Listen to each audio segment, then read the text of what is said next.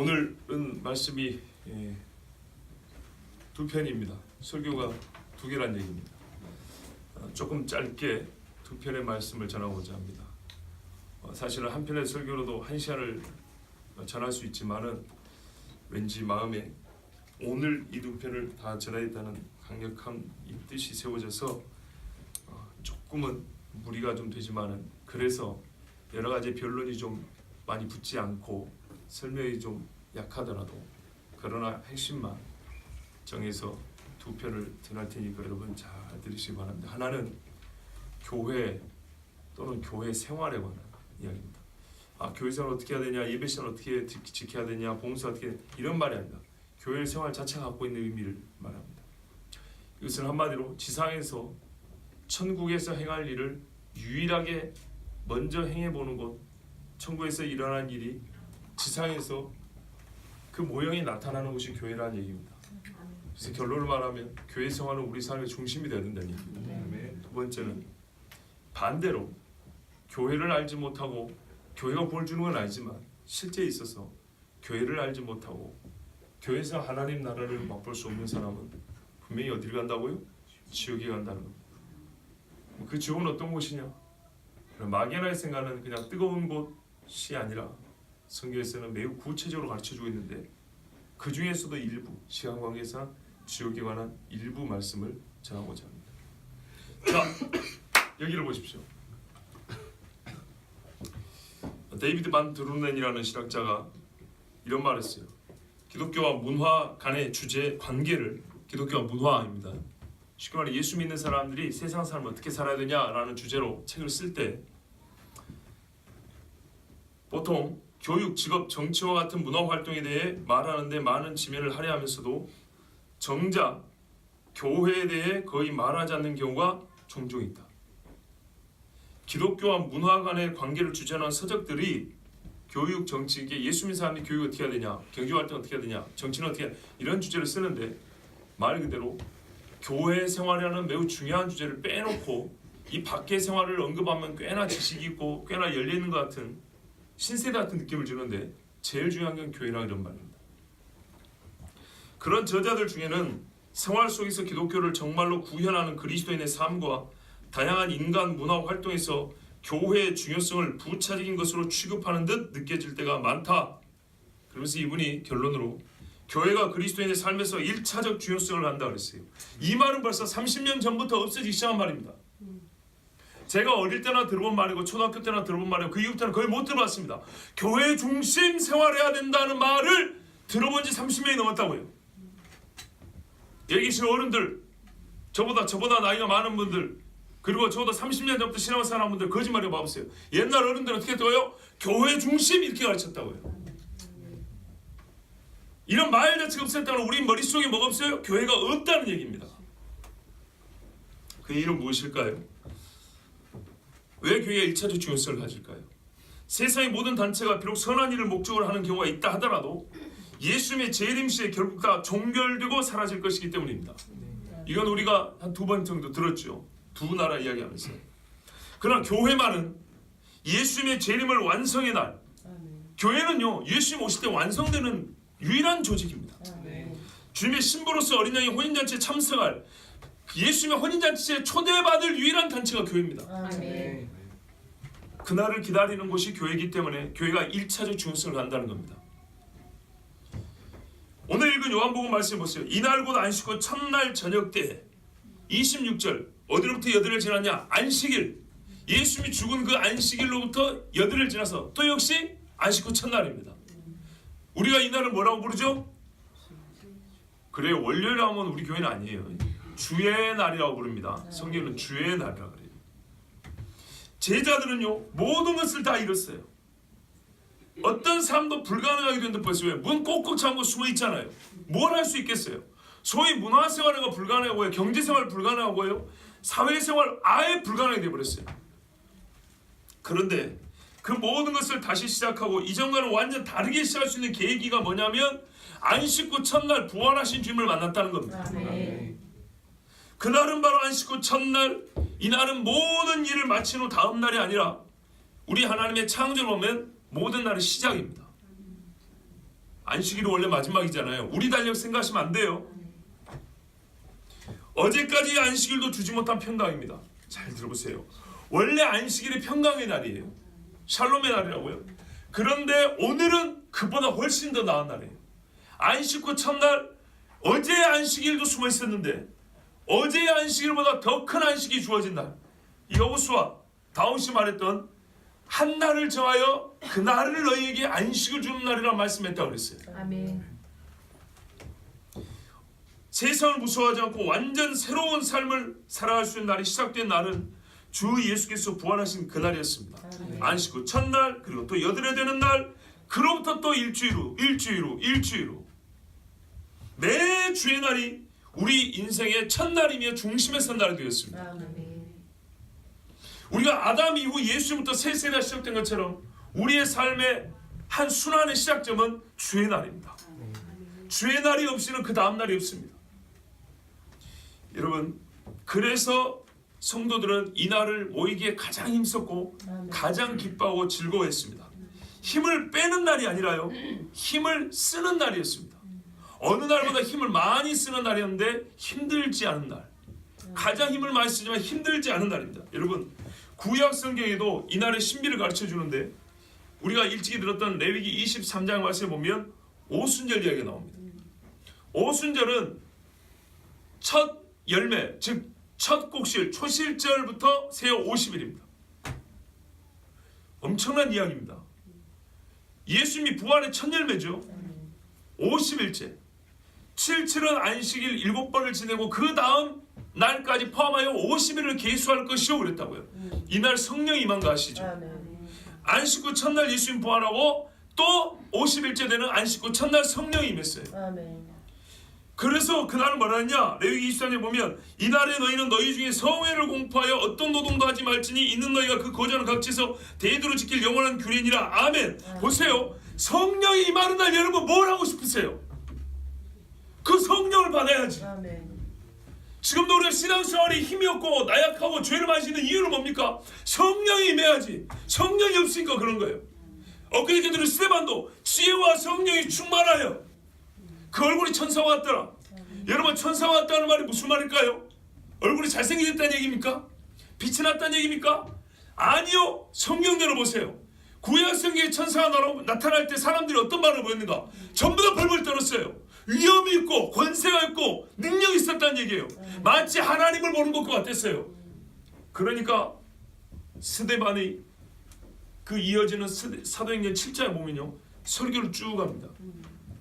엄청나게 긴 설교합니다. 이스라엘 역사를 다 읊어버립니다. 이스라엘 역사를 읊으면서 하나님이 행하신 일을 이야기합니다. 꼼짝도 못하고 다 듣습니다. 나중에는 그걸 듣고 화가 나니까 못 받아들이니까 돌로 친 겁니다. 무슨 말씀이 이해되시죠? 천사와 같은 권세가 나타나는 거예요. 지혜와 성리 충만하면 천사의 권세가 나타난다고요. 창세기에도 보세요. 돌이 있고 바닷물이 있게 있는데 흑암과 공허함이 가득하다 그랬어요. 근데 하나님의 영이 운행했어요. 하나님이 창조하시는 여러 창조하신 것들에 재료는 있는 셈인데 모양이 제대로 갖춰지지 않고 기능이 제대로 갖춰지지 않고 보기에 그렇게 아름답지도 않아요. 심미적으로 훌륭하지 않아요. 그런데 주의 영이 운행을 하신다고요. 주의 영이 운행하면서 쪼갤 건 쪼개고 나눌 건 나누고, 그렇죠, 낼 거는 내고 거짓 지역을 나누시고 역사가 일어나요. 하나님 보시기에 좋았다가 만들어지는 거예요. 뭐가 역사하면요? 성령이 역사합니다. 바로 그 성령이 내려가지고 제자들이 새로워졌어요. 예수 그리스도의 이름을 증거하는데 하나 거리낌도 없고 두려움이 없게 됐어요. 그 다음에 어떻게 됐습니까? 안진뱅이 일어났죠. 죽은 자도 살아났죠. 하나님의 아들을 못 봤던 자 회개했죠. 여러분, 이보다 큰 일이 어디 있습니까? 이게 엄청난 일이 언제 시작했냐? 안식 후 첫날 시작됐다는 얘기입니다. 이 날이 꼬레비 날이 되어서 되겠습니까? 사투나 못 알아들으시죠? 이 날이 꼴찌에 서는 날이 되면 되겠습니까? 모여서 하나님을 예배하고 기도하지 않을 수 없는 날, 하나님을 경배하지 않을 수 없는 날입니다. 나의 전 존재를 완전히 새롭게 하고 나를 하나님과 연합시켜주는 날입니다. 사도행전 20장 7절에 그 주간의 첫날에 우리가 떡을 때려 하여 모였더니 성찬식이 합니다. 예배 때마다 성찬식이 있었다고 그랬죠. 바울이 이튿날 가려고자 하여 그들이 강론하여서 말을 밤중까지 계속하며, 무슨 말입니까? 설교를 밤중까지 했다는 얘기입니다. 때때로 아침에 모입니다. 하루 종일 설교했단 말입니다. 그 사람들이 우리보다 못 사는 사람들입니다. 휴가라는 걸 잘 모르는 사람들입니다. 우상 숭배하는 날로 정해주는 로마의 휴일이나 지킬 뿐이지 정기적인 휴가 이런 게 어디 있어요? 아니 이때 당시 주일을 지키는 인간들이 있단 말입니까? 그런데 하루 종일 모여가지고 예배하고 바울 사도가 그날은 특별히 하루 종일하고 밤새기까지 설교를 했어요. 그래서 이 사람들 어떻게 했다고요? 다 듣고 있었어요. 그 후에 하도 피곤하니까 한 청년이 난간하셨다 떨어졌죠. 그러나 이 사람이 죽었습니까? 살았습니까? 살았죠. 옛날에 우리 성가대 가르치는 지휘 선생님이 그랬어요. 이 박자가 긴 곡들 있잖아요. 한 16박 정도 되는 거 쫙 빼라 그래요. 근데 이게 돼야 말이죠. 근데 이런 말씀했어요. 이 박자 빼다가 숨 막혀 죽은 사람 없다 그래요. 설교 듣다가 잠이 죽은 사람도 없어요. 걱정하지 마시고 배울 건 배워야죠. 제가 말한 거는 설교를 길게 한다는 얘기가 아니고 주의를 어떻게 지키는가를 보는 거예요. 얼마나 삶의 중심이었는가. 갈라디아 교인들에게 명한 것 같이 너희도 그리하라 하면서 고린도서 16장에 보면 바울이 뭐라느냐, 매주 첫날에 너희 각 사람이 수입에 따라 모아두어서 내가 갈 때 연보를 하지 않게 하라. 그래서 주일마다 헌금을 한다 이 말입니다. 이 모든 것들이 다 성경에 기록된 겁니다. 안식일의 확장판이라고 할 수 있는 안식년이 있습니다. 안식년은 뭐죠? 7년째입니다. 그리고 한 해에 곡식을 농사를 안 짓습니다. 그럼 6년 때 먹을 걸 줍니다. 7년을 먹고 이날 파종도 안 하죠. 8년째 파종을 합니다. 9년째 먹고 3년치를 거두게 줍니다. 그리고 안식년이 쌓여가지고 7층은 49하고 50년째. 그러니까 이거는 더 힘들어요. 안식년이 49년째가 7층은 49니까 안식년이죠. 48년째 거둔 걸로 49년, 50년, 51년 뿌려요. 그러면 1년이 더 갑니다. 못 먹고 살까요? 뭐 대충 계산해도 3, 4년을 못 먹고 사냐고요.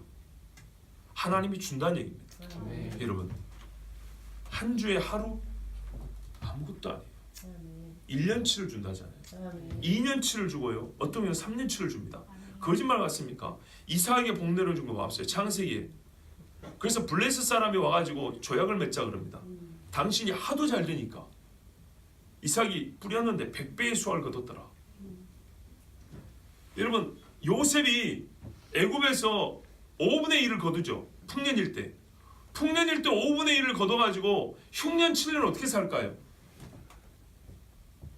5분의 1씩 모아놨는데 얼른 하면 계산이 안 됩니다. 왜? 5분의 1은 뭐가 된다는 얘기잖아요. 그죠? 아, 흉년이니까 한 주만 먹고 버티는 거지 뭐. 그래도 말이 되긴 돼요. 그런데요, 애굽 사람들이 가난하게 조금씩 찔끔찔끔 먹었단 말이 없어요. 그리고 옆 동네 사람들 곡식을 사러 왔다 그랬어요. 5분의 1씩 모아서 어떻게 가능할까요? 그런데 한번 생각해 봅시다. 평년에 100을 거뒀어요. 평년에. 그런데 하나님이 7년 풍년에 1000을 줬어요. 1000을 줬는데 5분의 1을 모았어요. 평년치 하나도 안 먹고 2배 모아놓은 꼴이죠. 엄청난 양입니다. 평년에 종자로 남겨놓은 것이 아니라 평년에 1년치 수확 전부 다 거둔 것에 더블을 거두려도 되는 겁니다. 그러니까 5분의 1씩 거둬도 어떻게 해요? 셀 수가 없다 그랬어요. 셀 수가. 그러니까 먹고 남는 거예요. 아시겠죠? 풍년을 우습게 생각한다고요. 평년에 5분의 1을 거둬서 어떻게 흉년을 살지? 왜 평년이라고 생각합니까? 풍년이라니까요. 풍년이면 평상시보다 5배, 10배, 만원, 100배를 줍니다. 그 중에 5분의 1이면요. 엄청난 양입니다. 그래서 먹고 사는 겁니다. 하나님이 이렇게 줍니다. 자, 안식년. 안식년이 7칠은 40과 50이 희년입니다. 희년은 기쁠 희자입니다. 주빌리라고 그러죠. 기뻐하라 그 말입니다. 왜요? 자유가 공포되기 때문입니다. 우리가 읽어야 될 말씀 두 번째는 레위기 25장입니다. 함께 보겠습니다. 레위기 25장 8절에서 12절 말씀입니다.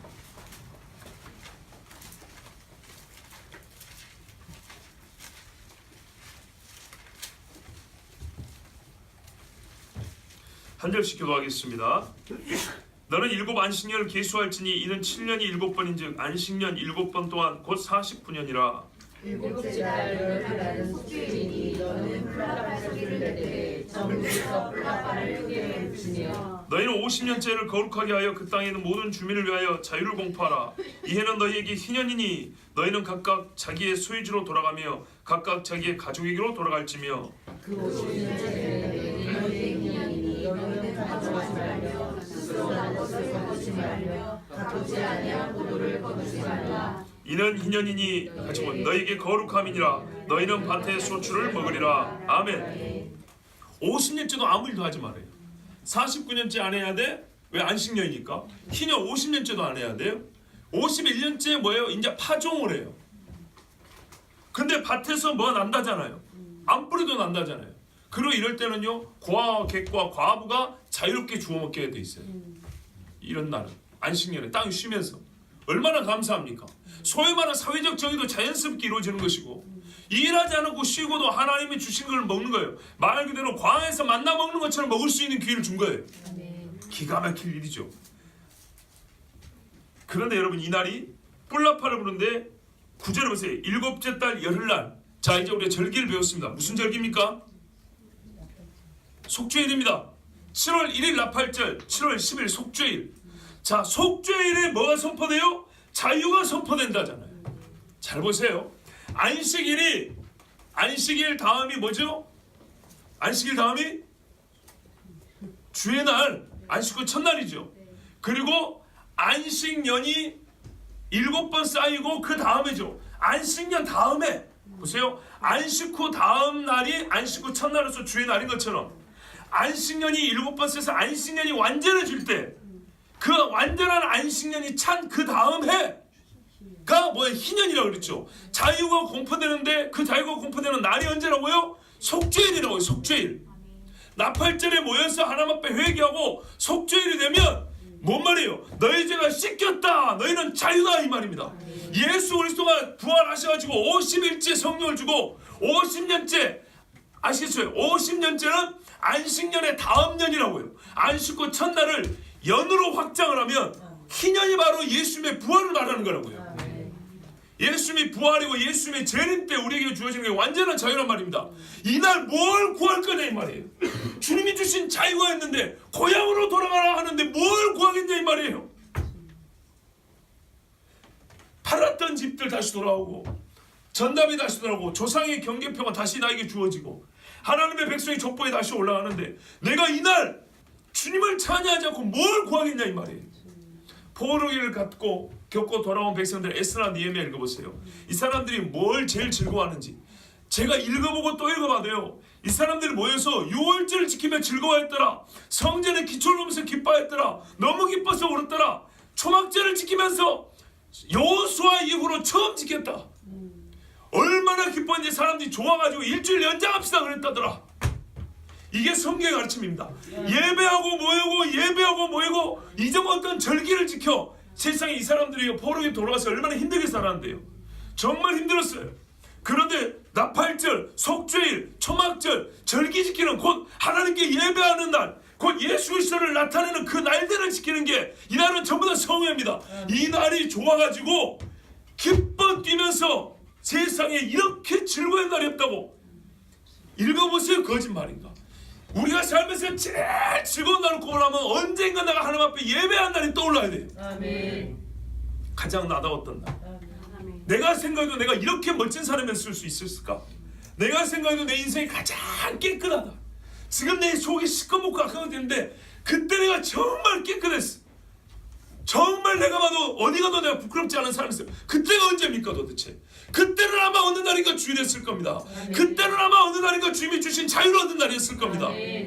그보다 더 중요한 날이 어디 있습니까? 백화점에서 몇십만 원짜리 물건 사면 그날 내가 정결해집니까?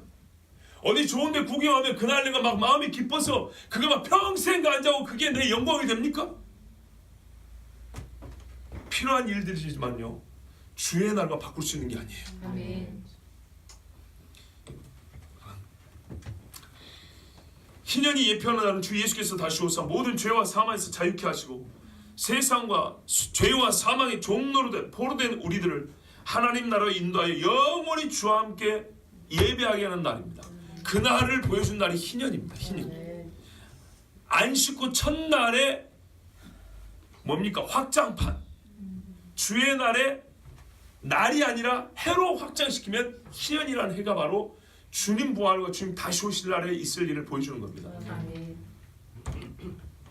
1년을 안식일로 지키라는 얘기입니다. 1년. 1년을 구약으로 말하면 안식일이지만 우리가 이제 예수 그리스도를 통해서 알게 됐죠. 안식 후 첫날처럼 1년을 지키는 겁니다. 기가 막힐 날입니다. 정말. 자, 그런데 이 날을 지키며 다시 오실 주님이 주실 완전한 희락을, 그 해를 소망하는 게 그리스도인인데 이 날보다 앞서거나 중요한 날이 어디 있다고 우리가 이 날 곧 주의 날을 우습게 여길까요? 우리 세대는 그 어떤 시대보다 주의 날을 경홀히 여기고 여가를 즐기기 전에 치러야 하는 의식으로 치부하거나 최소한의 종교적 예의, 일주일치 신앙 증명서를 받는 것으로 여기는 풍조가 만연해 있습니다. 휴가나 쇼핑을 즐길 시간을 뺏는 교회 활동으로 생각하고 소위 문화생활이나 사람들과의 관계나 자기 개발을 위한 소중한 기회를 포기하게 만드는 불합리하고 불필요한 희생까지 강요하는 종교라고 여기는 경향이 있습니다. 시대에 뒤떨어지는 종교 전통이죠. 주일 지켜라, 이 말은 시대에 뒤떨어지는 종교 전통으로 받아들인다는 얘기입니다. 아닙니다. 여러분, 일주일 중 6일이 나에게 주어져 있습니다.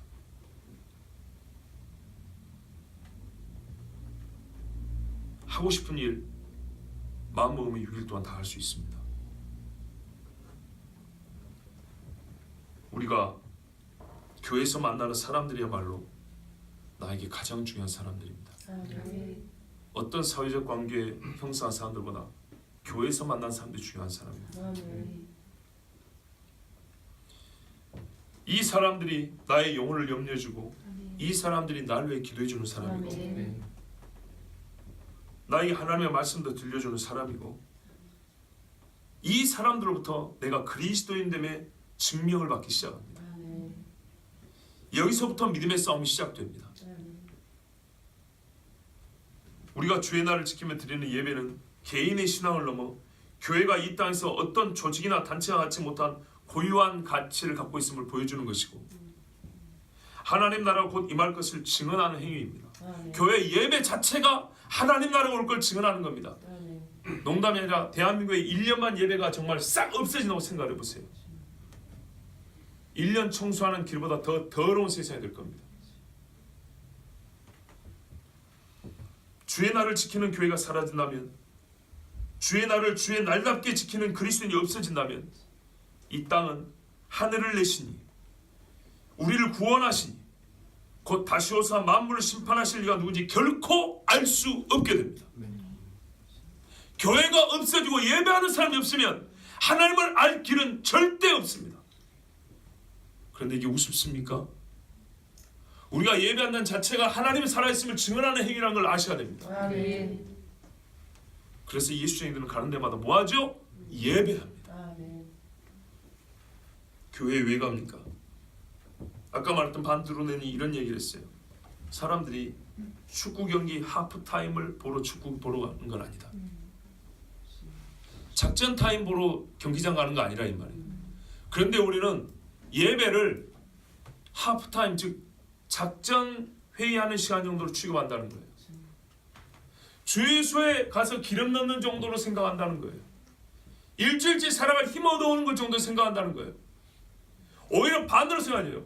축구장에서 뛰는 행위가, 경기하는 게 바로 이 예배라고 생각해야 되고, 자동차를 타고 드라이브를 하는 것이 교회에서 예배하는 걸 생각해야 되는데 중요한 것들을 하기 위한 준비 작업으로 예배를 생각한다는 거예요. 성경은 교회가 준비 작업이 아니라 이날이 중심이고 이날이 돼야 나머지 일도 가능하다고 가르치고 있다 이 말입니다. 성령이 충만하지 않고 성령과 역사하는 이 교제의 시간 자체가 가장 중요한 날이고, 그게 됐기 때문에 이게 쭉 이어서서 6일을 사는 겁니다. 여기서 시작한 삶이 쭉 가는 거라고요.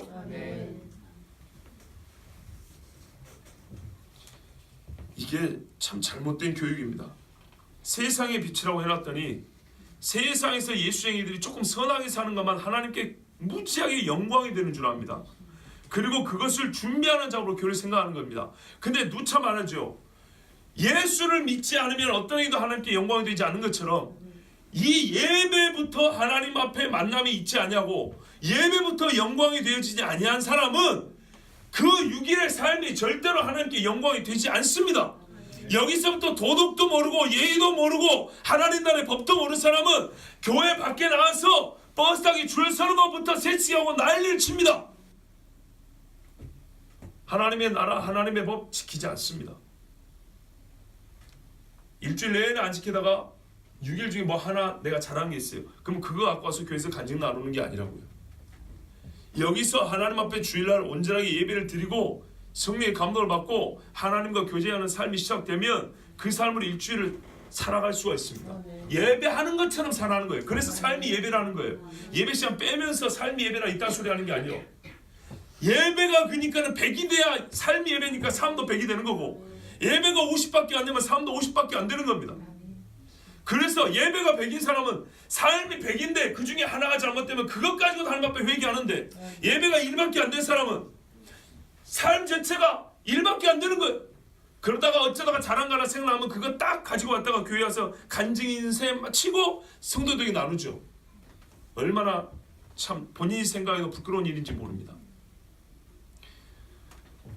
여러분 다시 말씀드립니다. 사람이 경기장을 찾는 것은 축구를 보러 가는 것이지 작전 시간 보러 가는 거 아닙니다. 하나님이 이 자리에 오는 것은 쉬러 온 그리스도인을 보러 오는 게 아니고 그 무엇보다 중요한 일을 하러 오는 그리스도를 보는 겁니다. 우리가 이 땅에 살면서 최상급의 행위를 할 수 있는 것을 보러 하나님이 오십니다.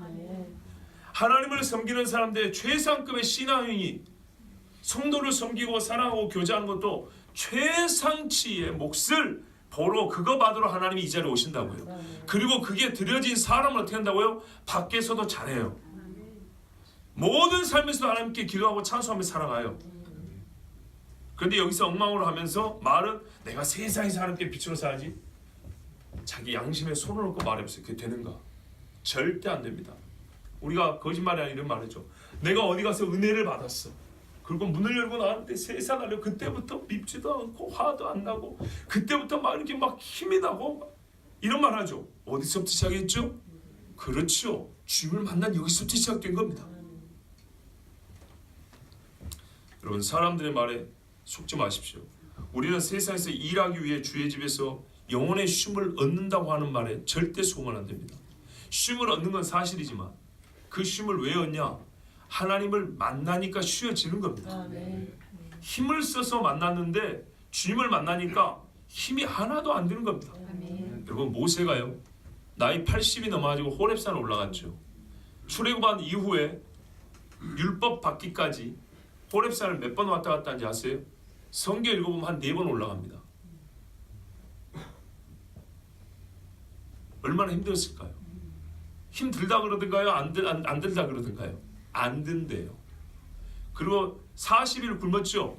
한 2번 굶었죠? 힘들다 그러던가요? 안 된다 그러던가요? 안 된다 그럽니다.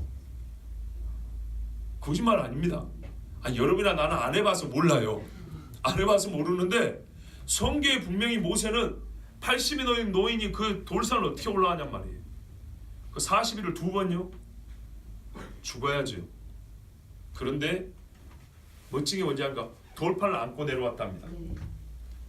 여러분 이거 안고 산에서 내려올 수 있겠어요? 이 정도만 하더라도 하나님 말씀이 새기신 2 돌판을 이렇게 들고 내려왔답니다. 그 잘못 삐끗하면요 발목 부러지겠죠. 힘들어서 이거 내려놓고 싶겠죠. 잘 보세요. 전쟁을 하는데 아말렉과 싸울 때 손을 들었답니다. 힘들어서 옆에서 아론과 홀이 붙잡아 줬답니다. 근데 돌판을 두고 산에서 어떻게 내려오냐고요. 여호수아가 도와줬을 수도 있지만은 일단은 모세가 들고 왔다 할지라도 그는 힘들지 않았습니다. 하나님 배로 그 산에 올라가는 게 힘들지 않았습니다. 여러분 교회를 쉬러 오면은 쉼을 얻지 못합니다. 이런 설교 듣고 어떻게 쉬겠습니까? 그런데요 교회 하나님 앞에 예배하러 오면요 오는 거리가 힘들어도 쉼이 되고요. 이렇게 마음에 부담이 되는 설교인데 정말 표현이 그렇지만 속이 시원해집니다. 내가 내 자신에게 하고 싶은 말을, 정말 내가 내 영혼아 들으라고 하고 싶은 말을 다윗이 말했어요. 내 영혼아 깨어라 그랬잖아요. 정말 내가 나아가고 싶은 말을 들을 때 정말 내 속이 시원해집니다. 내 영혼이 주를 만나는 일을, 내 마음을 주께 고백하는 일보다 귀한 일이 없습니다. 이 가장 중요하고 고귀한 일을 하였기 때문에 우리는 세상에서 가장 거룩한 삶을 살 수 있습니다. 거룩이란 말이 없는데 예수쟁이 들이니까 거룩한 삶을 살 수 있습니다. 그저 밥 먹고 살기 위한 삶을 넘어서 그리스도인다운 사회생활이란 그리스도인만 가능한 예배, 교회 생활을 한 자라야 가능한 겁니다. 우리의 삶을 돌이켜보면 내가 예배 전 존재를 걸었을 때 우리의 삶은 확실히 달라졌습니다. 확실히 기뻤고 힘이 있었습니다. 확인할 경험이, 내가 돌이킬 경험이 혹 없는 분이 있다면 지금 당장 여기서부터 온 마음과 힘을 내서 하나님 앞에 예배하십시오. 주의 날이 나의 생명을 얻는 날, 곧 우리가 얻는 희년을 바라보면서 이 날을 힘을 다하여 주님을 찾고 예배하십시오. 느헤미야서에 말하자면 여호와를 기뻐하는 것이 너희 힘이다 그랬어요. 날 온 백성이 힘을 다하여 제물을 바치니 힘을 다하여 뛰니 낮에 반은 하나님의 말씀을 듣고 낮에 반은 기도하니 어떤 이는 제단에 올라가 부르짖고 어떤 이는 그 옆에서 찬양들 들고 찬양을 하면서 하루 종일 이렇게 했는데 포로기를 돌아온 이들이 이와 같이 기쁜 날이 없었고 이와 같이 힘을 낸 날이 없었다 그랬어요. 여러분, 주의 날, 우리 삶의 중심, 바꿔 말하면 교회 생활은 우리 삶의 중심이 되어야 합니다. 두 번째 말씀을 전하겠습니다. 오늘 그 두 번째 말씀은 마태복음 9장 43절에서 49절입니다.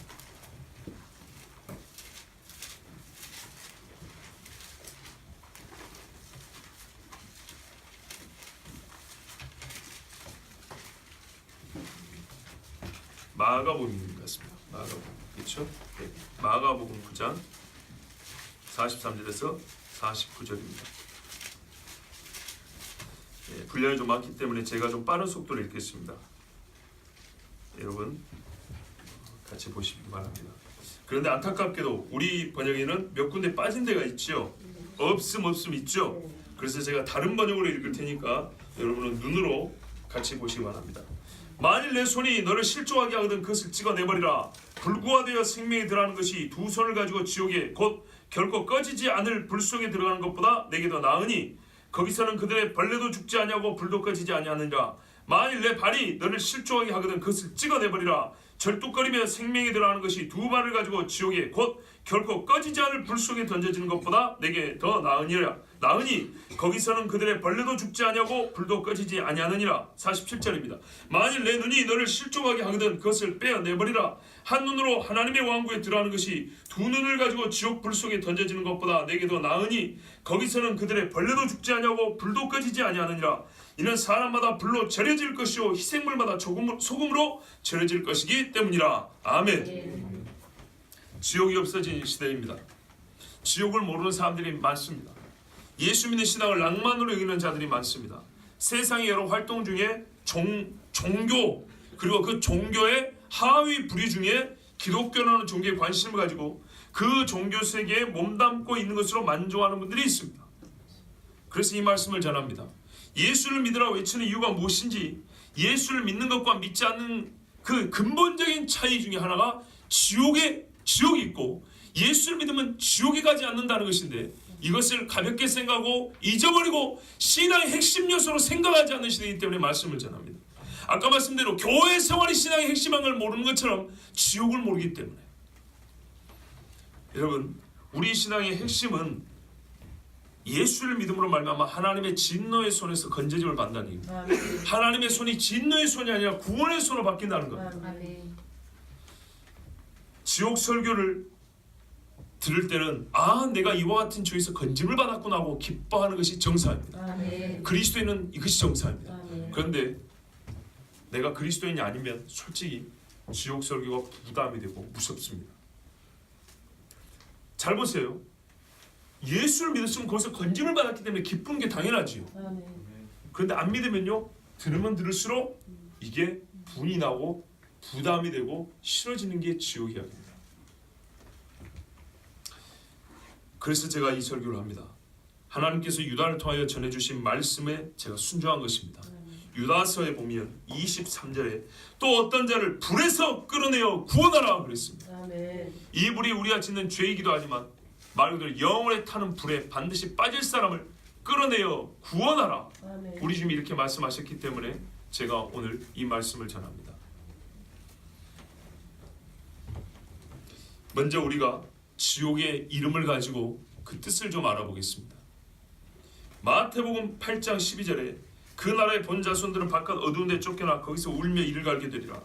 마태복음 25장 30절에 이 무익한 종을 바깥 어두운 데로 내쫓으라. 거기서 슬피 울며 이를 갈리라. 마태복음 22장 13절에 임금이 사원들이 말하되 그 손발을 묶고 바깥 어두운 데 내던지라. 거기서 슬피 울며 이를 갈게 되리라 그랬어요. 어두운 곳입니다. 너무 어두워서요, 암광이 있습니다. 암광. 어두운 빛. 어두움이 너무 어두우니까 어둠의 빛이 있어요. 어둠 중에 어둠. 본래 여기는 마귀와 그 졸개들을 위하여 만든 곳입니다. 하나님의 빛의 보호자를 탐내고 하나님을 대지했던 자들이기 때문에 하나님의 빛이 이만큼도 허용이 되지 않습니다. 그들에게 빛을 다 걷어버렸습니다. 그래서 어둡습니다. 아무것도 보이지 않습니다. 그래서 분노로 이를 간다 그랬죠.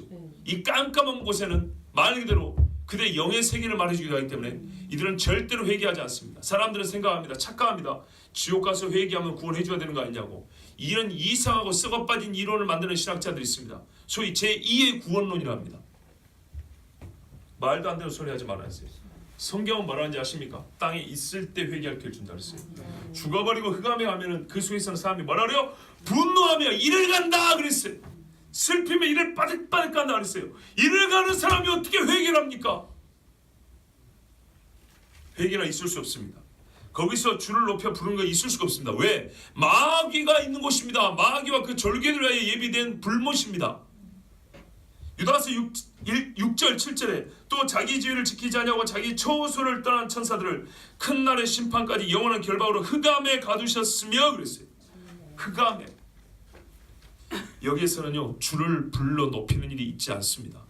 절대 회개가 불가능합니다. 그리고 여기는 끝없는 구덩이입니다. 누가복음 8장 31절에 귀신이 그러죠. 무정행으로 들어가라 하지 마시기를 간구하니. 헬라어로 아비스, 영어로 아비스라고도 하는데 이 무정행이라는 것은 바닥 없는 구덩이입니다. 계시록 9장 2절에도 그가 바닥 없는 구덩이를 여니 그 구덩이에서 큰 용광로의 연기 같은 연기가 올라오며 해와 대기가 그 구덩이의 연기로 인해 어두워지더라 그랬어요. 자, 어떻게 바닥이 없는 구덩이가 있을 수 있을까요? 그럼 무한대로 떨어진다는 얘기인가요? 이렇게 생각해 볼까요? 공중에 떠 있다면 떨어지는 느낌이 계속되는 공중에 떠 있는 상태랍니다. 바닥이 없는 거나 마찬가지죠. 바닥에 쿵 닿아야 바닥이 있는 건데 쿵 닿지 않고 추락을 시작을 했는데 계속 떨어지는 같이 그 느낌이 계속되는, 그러니까 그 공포가 계속되는, 그러면서 떠 있는 상태. 바닥 없는 구덩이입니다. 요한계시 20장 33절에 무정에게 던져넣어 잠궈 그 위에 임보하여 천년이 차도록 다시는 만국을 미혹하지 못하게 하였는데 그 위는 반드시 잠깐 놓이리라. 이 용을 잡아넣은 겁니다. 끝없는 구덩이에 떨어집니다. 이게 타락입니다. 주님 앞에 회개하지 않는 사람은 한 번 타락이 아니라 타락의 상태가 계속돼요. 절대로 주님 앞에 돌아오지도 못하고 불러도 들리지도 않고 어둠 속으로 떨어지는 게 영혼입니다. 이사야 38장 18절에 무덤이 주를 찬양하지 못하고 죽음이 주를 찬송하지 못하며 구덩이로 내려가는 자들이 주의 진리를 바라지 못하되, 어떻게 이 구덩이에서 회개를 한단 말입니까? 진리를 바라지 못하는데 누가 진리를 말해줄까요? 그 구덩이에서 거기에 선지자가 있습니까? 십자가가 있습니까? 없습니다. 시편 28편 1절에 여호와여 내가 주께 부르짖으니 나의 반석이여 내게 귀를 막지 마소서 주께서 내게 잠잠하시면 보세요. 주의 말씀이 잠잠하게 들리지 않으면 내가 무덤에 내려가는 자와 같을까 하나이다. 원하는 내가 구덩이에 떨어지는 자와 같을까 하나이다. 여기서는 하나님의 말씀이 들리지 않아요. 들려야 믿음이 생기고 회개하죠. 이가는 소리, 고통에 부르짖는 소리, 마귀가 그 죽은 영혼들을 괴롭히는 소리밖에 안 나는데 어떻게 해서 회개를 합니까? 시편 140편 10절에 뜨거운 숯불이 그들 위에 떨어지게 하시며, 이거는 원수에 대한 그 탄원시인데 이 안에 하나님은 영적 진리도 넣어놨죠. 뭐라 그래요?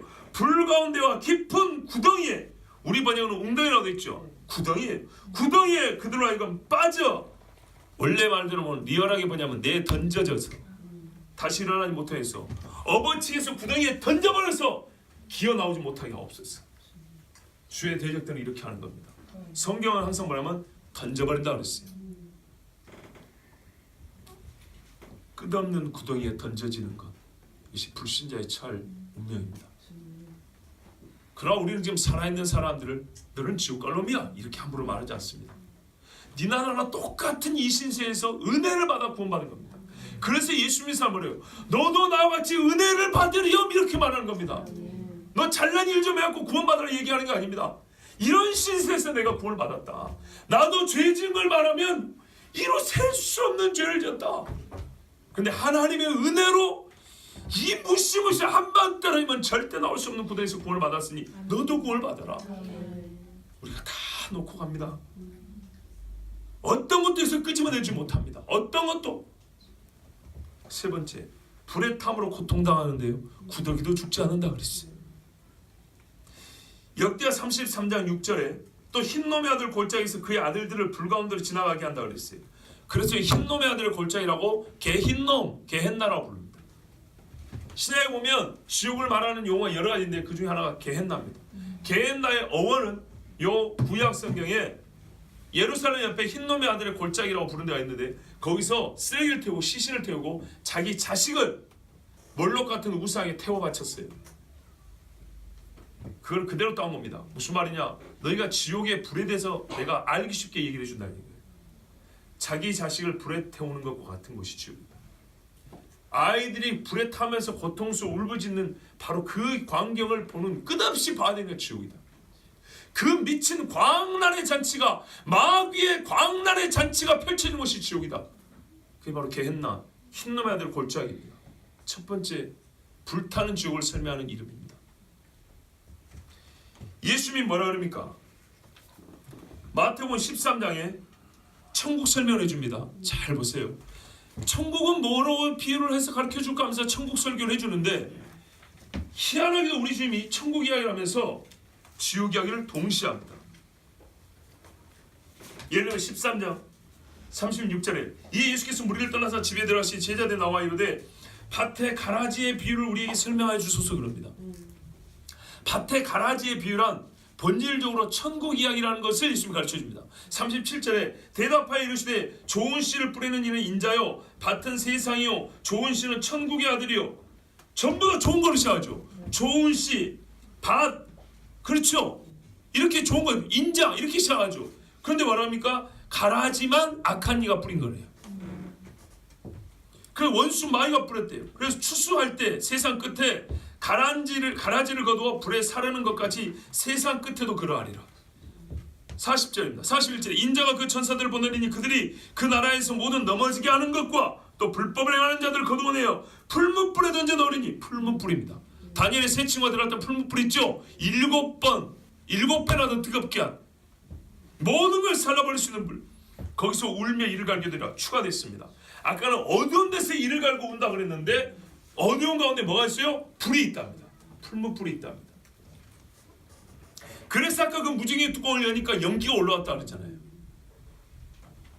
자, 그 다음에 이제 의인들 이야기 나옵니다. 천국 이야기라니까요. 의인들 이야기 쭉 갑니다. 45절 또 천국은 마치 진주 장사 같고, 친구가 말해요. 천국은 또 그물로 이렇게 고기 잡는 것 같고 이렇게 말했죠. 그런데 내가 이렇게 천국봉을 말하는데 이 천국봉을 안 드는 자는 어떤 자냐? 가라지 같은 인간들이다 이 말이에요.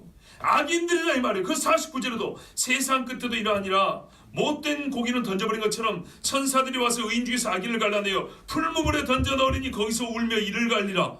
반복되어 있습니다. 바로 불타는 곳입니다. 그런데 이사야 66장 24절이나 아까 우리가 읽은 마가복음 9장에 보면 뭐였어요? 벌레가 죽지 않는다, 구더기가 죽지 않는다 그랬어요. 이사야 66장 새하늘과 새 땅의 맨 마지막 장입니다. 맨 마지막 이사야가 왜 이렇게 끝을 냅니까? 그들이 나가서 내게 패역한 자들의 시체를 볼 것이라. 그 벌레가 죽지 아니하며 그 불이 꺼지지 아니하여 모든 혈육에 가증하면 되리라. 우리 속에는 구덩이들이 있죠. 세균들이 있죠. 우리가 살아있으니까 얘들 힘을 못 쓰죠. 그죠? 소위 면역력이 있고 항체들도 있고 싸우는 균들도 있으니까. 그런데 죽으면 어떻게 됩니까? 이 못된 벌레들이 무슨 개들이 못됐겠습니까만은 이 죄악된 육체를 썩 갉아먹습니다. 갉아먹으면 어떻게 하죠? 없어져 버리죠. 근데 잘 보세요. 지옥을 어떻게 하냐면 구더기가 안 죽는데요. 구더기가 고통을 당한다는 얘기가 아니고 구더기가 우리를 뜯어먹는데 불타지 않는단 말입니다. 뜯어먹을 게 계속 있다는 얘기입니다. 지옥에서 고통당하는 사람들의 그 지금 현재 영인지 육인지 알 수 없는 그 형체는 내가 안 봤으니 모르는데 성경이 묘사하는 바는 뭐냐면 그 죄인된 사람들을 구더기들이 계속 뜯어먹는다는 얘기입니다. 불 속에서 고통스러워 죽겠는데 뜯어먹는데요. 계속 뜯어먹는데 안 죽고 또 뜯어먹고 또 뜯어먹고 또 뜯어먹는데요. 왜? 죄 용서를 못 받았으니까. 영원히 죄가 있으니까. 영원히 죄를 가진 썩을 몸에 이 저주받은 몸을 계속 먹을 죄가 또 있고 먹을 죄가 또 있고 용서받지 않은 죄는 어디까지 가요? 영원히 가는 거예요. 그래서 영원한 형벌인 거예요. 뜯어먹고 또 뜯어먹고. 얼마나 무섭습니까 여러분? 예수님이 아까 마가복음에 반복을 해놨죠.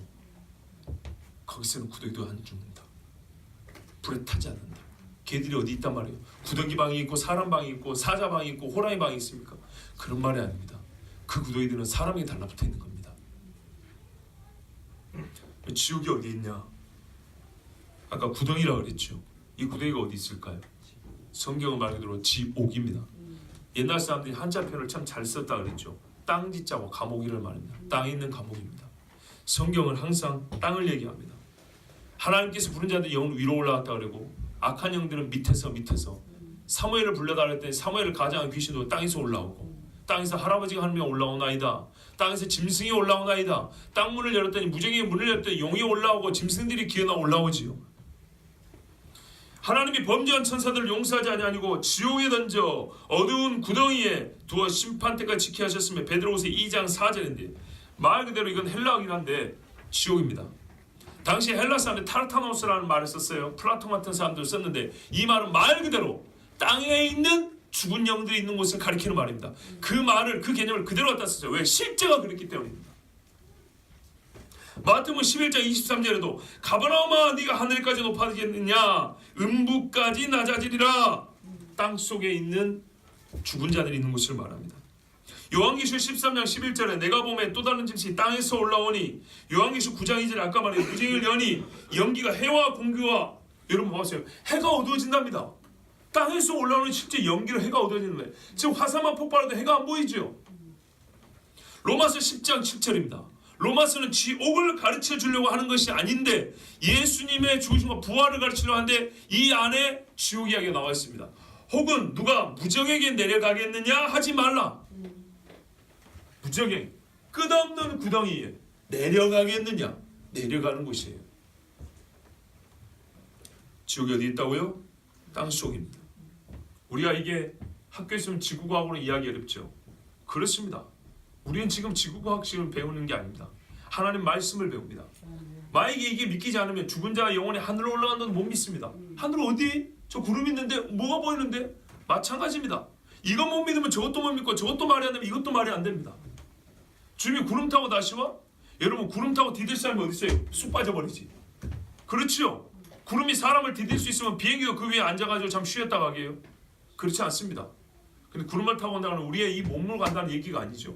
그러나 분명한 건 뭐예요? 물리적인 실제로 구름을 타고 온다는 얘기입니다. 그게 기적입니다. 물리적인 구름은 무언가 물건을 얹어놓을 수가 없습니다. 그런데 이 물리적인 구름 위에 변하는 유체가 얹었는데 빠지지 않고 내려온다. 이것이 바로 하나님의 능력입니다. 아멘.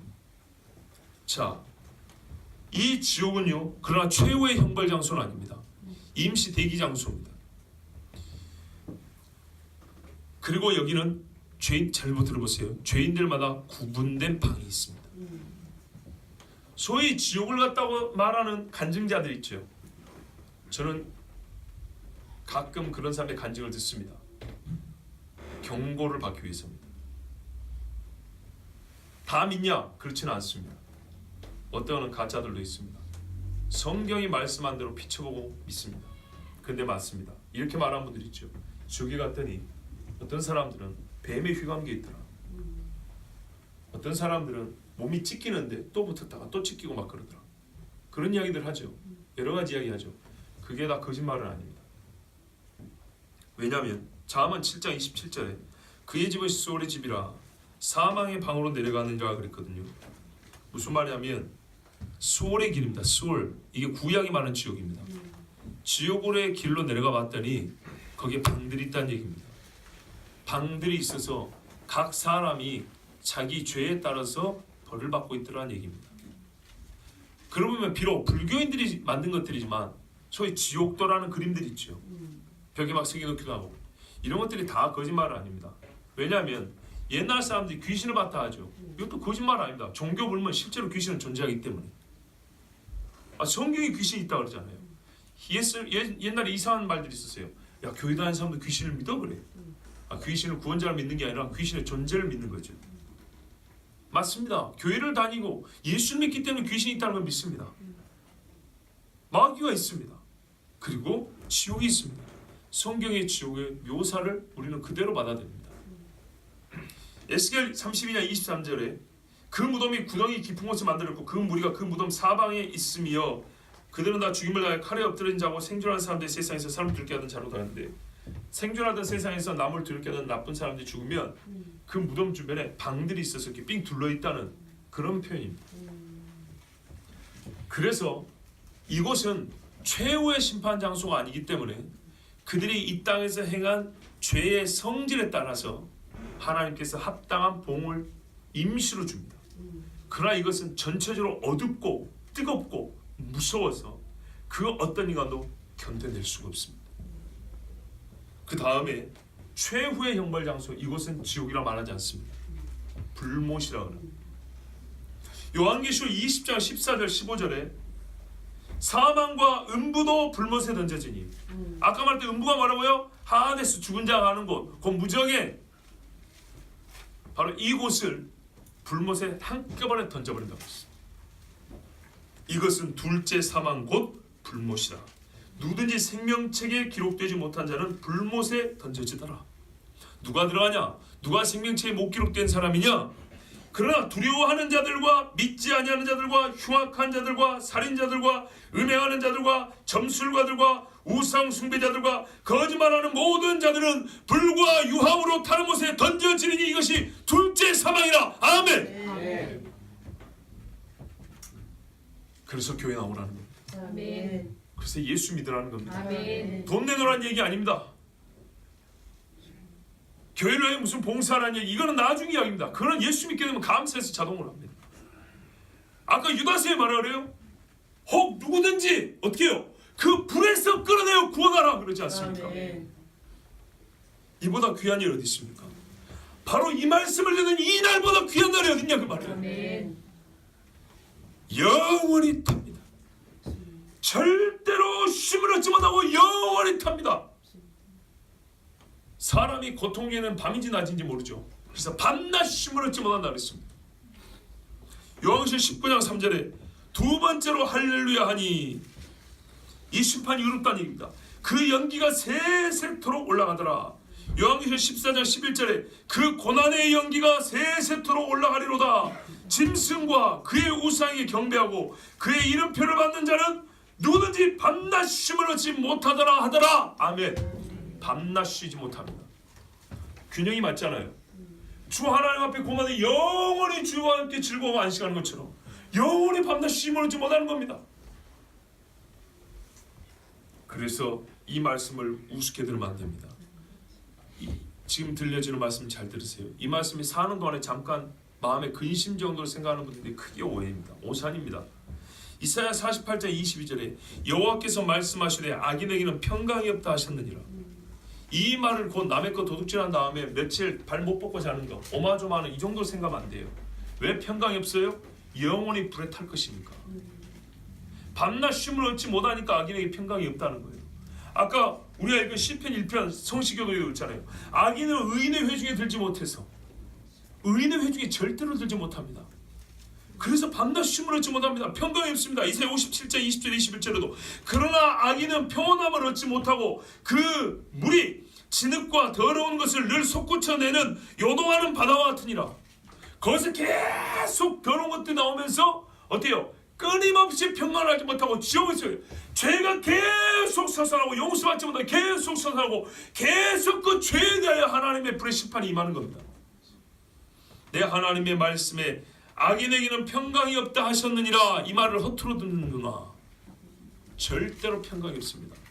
땅에서도 평강이 없고 죽어서도 평강이 없습니다. 시시를 보면 잠자는 것 같아. 잘 쉬세요. 이런 코미디가 없습니다. 이거는 코미디 중에 코미디입니다. 여러분, 하나님의 말씀은 영원한 말씀이죠. 악인에게는 평강이 없다는 말은 오늘 하루치를 얘기하는 게 아닙니다. 하나님 앞에 의롭다함을 받기 전까지는 그 영혼은 절대로 평강이 없습니다. 하나님께서 임시로 던져놓은 지금 이 풀무불, 흙강, 이 구더기도 타지 않는 그곳에 이것도 고통스러운데 통째로 던져가지고 불못에 집어넣는다 그랬습니다. 제발 가볍게 듣지 마십시오. 예수 오래 믿었다고 나 그런 설교 많이 들었지? 가볍게 듣지 마세요. 바로 당신도 죽습니다. 마지막 호흡 내뱉는 순간 잡았던 손 다 놓고 가야 됩니다. 자신 있습니까? 이 세상에서 무엇을 했다 한들 그게 내가 주님 앞에 섰을 때 하나라도 나를 주님 앞에 떳떳하게 세우게 할 수 있는 무언가가 있습니까? 없습니다. 한 가지 예를 들어드립니다. 우리가 가끔 귀한 간증자요 우리 시대 기독교인들의 생각을 깨워주는 분으로서 이정훈 교수라는 분을 언급합니다. 울산대학교 법대 교수인데 이 사람이 본래 뭐 했던 사람이라고요? 중이라고요. 군대도 군중으로 갔다고요. 군목이 아니라. 예? 법사라 그래요 보통. 군대 장교로 중으로 갔다고요. 그리고 종교자유정책연구원이니까 종자연 수석연구원인가 뭐 하여튼 대단한 사람이었어요. 그 사람이 한 짓이 뭐라고요? 기독교 말살을 위해서 정책을 만들고 작전을 세운 사람이라고요. 그래서 교회를 없애야 되니까 설교도 기독교 방송도 엄청 열심히 들었다고요. 보통 기독교인들 저리 가라고 자기는 겉보기 보면 그리스도인이었대요. 아침에 하면 기독교 방송 들어, 밥 먹고 나면 성경 봐. 왜? 허물과 흠을 잡아가지고 오류를 끄집어내서 교회를 없애야 되니까. 이게 그 사람의 업이었어요. 그래서 2007년인가 2008년도에 법을 만들어갖고 국회에 올려놓고 자기는 몸을 숨겼대요. 무슨 법이냐? 공공기관의 공무원들 중에 선생님이든 공직자 중에 절대로 예수 믿는 티를 못 내게 결국에는 다 옷 벗게 만드는 그런 법을 만들었는데 다행히 통과가 안 됐대요. 근데 당시만 하더라도 그 법이 통과되기를 바라고 법을 올렸고 그리고 기독교인들한테 요거도 먹을까봐 잠시 숨어 있었는데 어느 절에 있었는가 하니까 제 양평 어디 가면 뭐 검지손가락 비슷한 무슨 그런 절이 하나 있대요. 그 절에 가서 숨어 있었대요. 거기 가서 도도 닦고 수양도 더 하고 연구도 더 하려고. 근데 머리가 아파서 내려오고 또 내려오고 하다가 에이 못하겠다고 집에 왔는데 부인이 엄청 또 한석봉이 어머니처럼 남자가 말이야 뜻을 품었으면 묵이라도 썰고 와야지 이게 뭐냐고 막 욕을 했다는 겁니다. 부인이. 근데 그날도 그래서 오면 집에서라도 열심히 하자고 기독교 방송을 틀었는데 평상시 아주 젠틀한 분인데 그날따라 회개하라 외치더라는 거예요. 근데 시기를 딱 보니까 추정컨대 오카노 목사님이 있을 가능성이 커요. 2007년에 오카노 목사님이 평양 100주년 붕 100주년 기념해서 저기 상암 월드컵 경기장에서 제가 그날 현장에서 들었는데 회개하면서 울면서 기도했어요. 나는 철길을 반드시 간 것 같았는데, 아니 사역을 반드시 한 것 같은데 40년이 지나서 보니까 기찻길은 이렇게 완만히 휘어지죠. 근데 멀리서 보면 상당히 많이 휘어져 있죠. 내 사역이 이렇게 휘어 있었다고, 내가 사람을 무슨 휘었다고. 그러면서 그 많은 사람들 앞에서 울면서 하나님 이놈이 죄인이라고 회개했다고. 근데 당시에 그분의 가능성이 지금 크다고 봐요. 평소같이 젠틀한 분이니까. 근데 이 양반이 웬일인지 또 회개를 얘기 안 해요. 그냥 울고불고 하더라는 거예요. 근데 그날도 그랬대요. 회개 같은 소리 하고 죄인 웃기고 있네. 당신 하던 대로 하세요. 이러면서 속에서 막 이제 분이 올라가지고 회개하라니까 막 그러는데 어떻게 했냐? 바로 순간 숨이 딱 맞춰서 확 꼬꾸라졌대. 그 순간 죽었다고 했는데 몸이 죽었다는 게 아니라 자기가 뭘 체험했냐면 바로 그 현장이 하나님의 법정이라는 걸 체험을 했대요. 내가 죽었다는 순간 여기서 하나님의 심판자이고 법정이 쫙 펼쳐지더래요. 그런데 봐보세요. 혀가 굳은 게 아니래요. 자세히 말해주세요. 혀가 굳은 게 아니고 언어가 없어져 버리더래요. 혀는 돌릴 수 있어요. 이렇게 돌릴 수 있어요. 혀가 한국말이 생각나는데 혀가 굳어서 말이 안 나온 게 아니라 한국말, 영어 이러 다 잘하는 사람인데 언어가 생각이 안 나더래요. 무슨 말이냐? 하나님의 법정에 죄인으로 서니까 진짜 할 말이 없어져 버린대요. 어떤 말도 생각 자체가 안 나더래요. 언어가 없어져 버려. 언어가 아무 소리 못하고 딱 다물고 죽었다고 서 있을 수밖에 없더래요. 그런데 그 법정에서 누구도 나를 변호해주고 나는 아무 할 말이 없는 죄인으로 딱 섰을 때 결론이 뭐라고요? 나는 영원히 죽었다. 그리고 실제로 몸도 죽은 것 같아요. 숨을 못 쉬고 하나님 나 살려주세요. 내가 죄인입니다. 그때 다시 살아났다는 거 아닙니까? 그래서 그 이후에 그 사람의 삶이 어떻게 변했는가 보세요. 그날이 바로 그분에게는 하나님 주신 안식구 첫날입니다. 여러분, 우리가 지옥에 예수를 안 믿고 지옥에 떨어진 사람은요 아무 말도 하나님 앞에 못하게 됩니다. 그 어떤 자기 변호도 허용되지 않습니다. 10개 국어 20개 국어에도 하나님이 변명할 언어를 없애버립니다. 그냥 주의 심판 앞에 서는 날은 주님이 묻는 말에 직구할 뿐이지 어떤 말도 핑계될 수 없다고 로마서에 분명히 있어요. 핑계치 못할지. 그런데 지옥이 우습습니까? 예수 믿고 구원받자는 소리를 여러분 전도할 때 이 말을 못하고 어떻게 이게 전도가 되겠습니까? 전도의 말이 완전 글러먹었다는 거죠.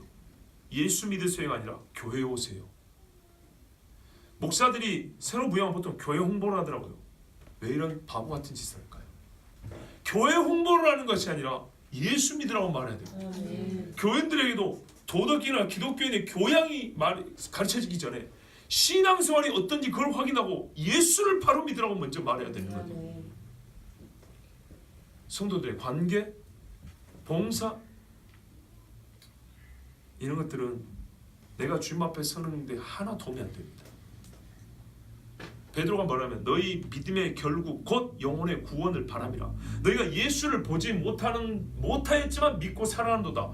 왜? 너희 영혼의 결국 곧 구원을 받기 때문에. 영혼의 구원이라는 것을 우습게 생각하고 최근 신학자들은 꽤나 지금들 뭐 있는 것처럼 너무 영적인 것만 알고 우리 삶에 이 땅에 사는 삶에 웃기지 마라 그래요. 그 인간들 몇십 년 있다 다 죽습니다. 벌벌 떨면서 하나님 앞에 아무 말도 못합니다. 악인에게는 평강이 없습니다. 그러므로 여러분 예수 그리스도를 믿지 않고 죄를 쌓고 그 죄를 짊어지고 죽은 사람에게는 주님 다시 오실 날까지 일찍 죽은 자는 음부와 무저갱에 던져질 것이고 그때까지 죽지 않고 살아남은 자들도 다 포함하여 불못에 던져져 마귀와 곧 옛 뱀 용과 더불어서 영원히 불타며 고통당하며 함께 살아야 합니다. 누구하고요? 마귀하고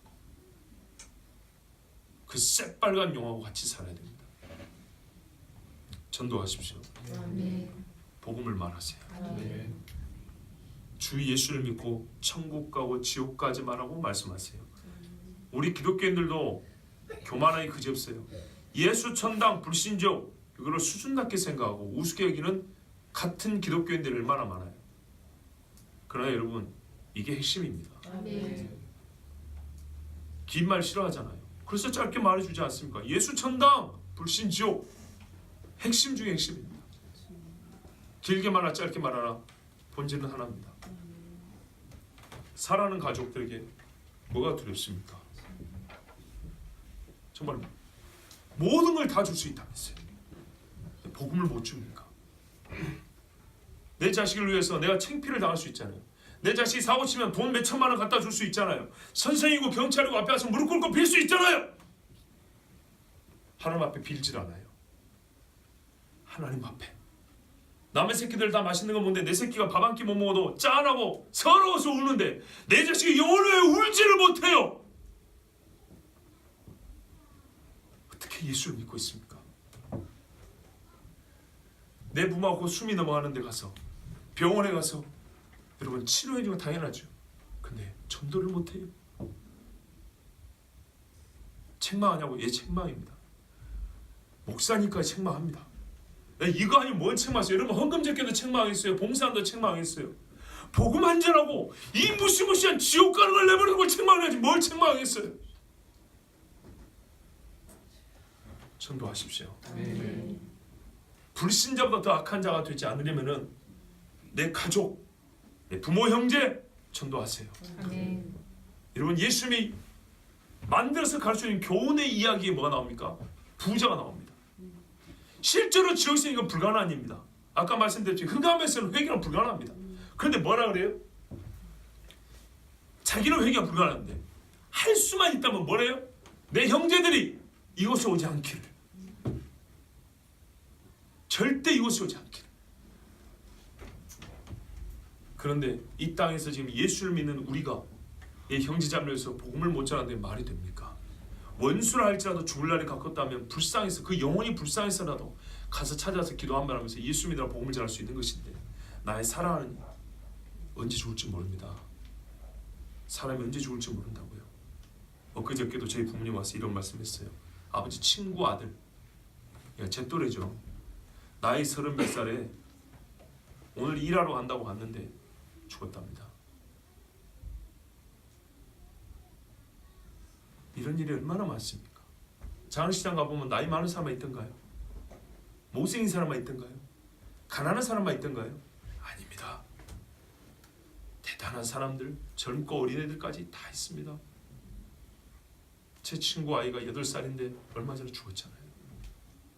정말 안타깝게 목사 친구인데 큰딸이 8살인데 9살 죽었어요. 누구나 죽습니다.